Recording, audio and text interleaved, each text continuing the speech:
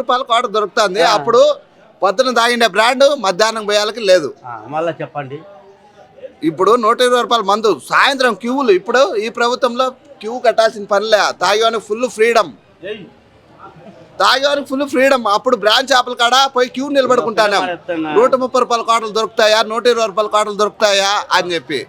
ఇప్పుడు చూడు సందుకి గల్లీకి బ్రాంచ్ షాపులు. బ్రాండ్ పేరు చెప్పాలా, ఆ రోజు డబ్బు పేరు చెప్పాలా, అంతే ఉండేది. ఇదే చెప్తాను. ఆ రోజు బ్రాండ్ కాదు డబ్బు చెప్పాలా. 130, 150, 110, 150 అని చెప్పాలా. ఈ రోజు పలానా బ్రాండ్ ఇవ్వండి మాకు అని అడిగేది దమ్మని. ఏ దాని కాల్సింటే ఆ బ్రాండ్ దొరుకుతుంది మా దగ్గర. మేము తాగడానికి ప్రత్యేకంగా 100 రూపాయల మందు 99 రూపాయలే 100 రూపాయలకే ఇచ్చారు. మేము పద్దెని తాగిన బ్రాండ్ మళ్ళీ ఇప్పుడు పోయి 2 చేపలు తాగితే కానీ అది మళ్ళీ దొరుకుతుంది. అప్పుడు మేము పద్దెనే ఈఎస్బి ఏదో ఒకటి దొరుకుతాం. మళ్ళీ 2 చేపలు పోయాలకు దొరకవు. బార్లోకి పోతే 24 అవర్స్ పద్దెని తాగిన మందు రాత్రి 10 గంటల వరకు ఉంటుంది. ఆ మందు ఈ మందు తాగి మా ఆరోగ్యాలు చెడగొట్టుకోవాలా. ఒక బ్రాండ్ ఏదైనా కానీ మనం మంచినీళ్ళే కదా తాగేది. ఇప్పుడు మనం పద్దనే ఏ నీళ్ళు తాగితే అదే కదా తాగాల్సింది. ఇప్పుడు ఈ కొలాయి నీళ్ళు తాగి ఆ కొలాయి నీళ్ళు తాగి అవి తాగితే కానీ ఆరోగ్యం చెడిపోకుండా పడిచాలు వస్తాయి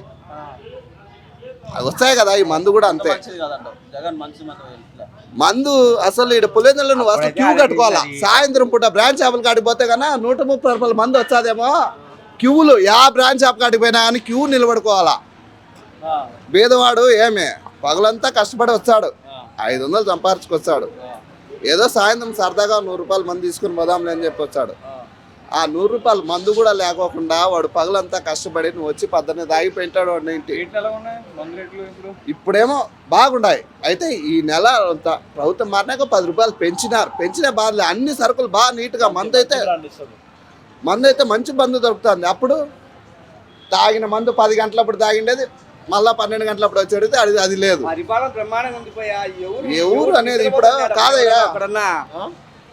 చేసుకుని నిద్రపోతున్నారా ఇప్పుడు ఎవడన్నా? ఎవరు నిద్రపోతున్నారు చెప్పు. ఎవరన్నా నిద్రపోతున్నారా? ఎవరు ఏది కొట్టించాలని భయపడి తెచ్చాను సన్నా తప్పుకోళ్ళు. ఈరోజు ధైర్యంగా నిద్రపోతారు జనాలు, సన్నా తప్పుకోళ్ళు. ఇది నిజమే కదా, ప్రజలకి అర్థమవుతుంది. డబ్బులు ఒక్కరు కూడా ఆశించడం లేప్పుడు. డబ్బులు ఆశించడం ఎవరు. పరిపాలన బాగుంది, మంచి బ్రాండ్ కావాలా, మంచి పరిపాలన కావాలా, రక్షణ కావాలా. ముందు రక్షణ బాగుంది కదా, ఇంకేమి కావాలి నీకు? ఎక్కడిది భయపడుతానంటే జనాలు భయపడుతున్నారు కదా. మరి ఈరోజు బ్రహ్మాండంగా ఉంది కదా.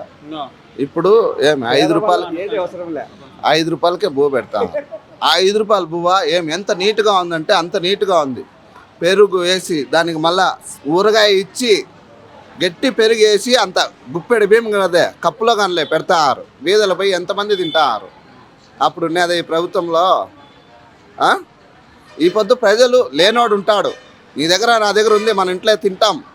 బయటకు వచ్చిండేవాడు 5 రూపాయలకు బువ్వ వాళ్ళంత నీట్గా పెడతానంటే ఆ బువ్వ తిని దానికి ఓటేసిందే దానికి మాకు అంత తిని పెట్టినోడిని మర్చిపోకూడదు. యాపద్దు కూడా నేను చెప్తాను కదా, అన్నం పెట్టినోడిని యాపద్దు మర్చిపోకూడదు. మేము మందంటే ఇచ్చిపెట్టు అది ఉన్ని లేకపోయి కానీ అన్నం ఈ పొద్దు పెడతానారంటే 5 రూపాయలు బువ్వ తినొచ్చి మేము బతుకుతాం.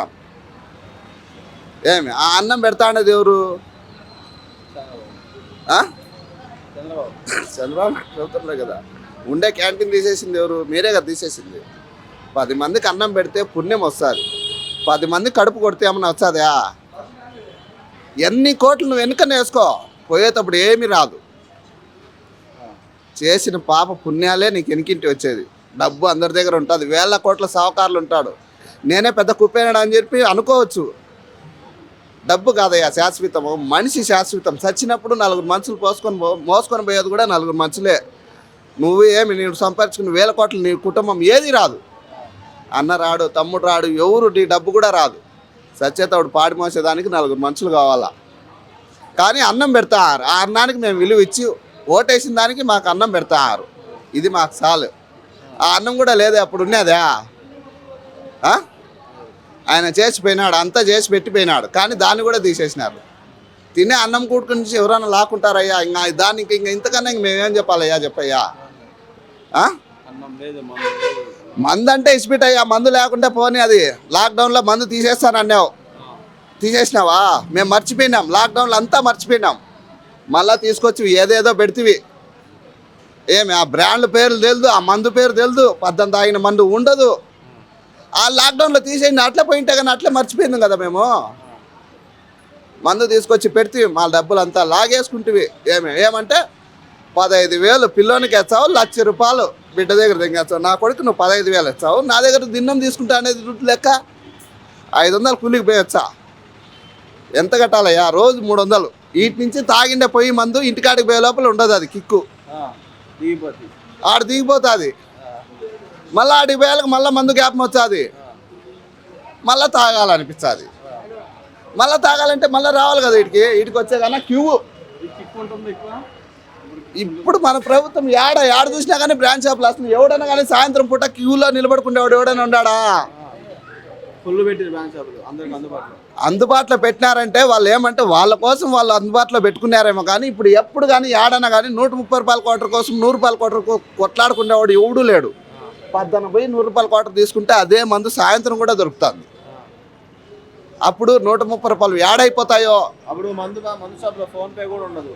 అప్పుడు మందు షాపులో ఫోన్పే లేదు, ఏమి క్యాషే.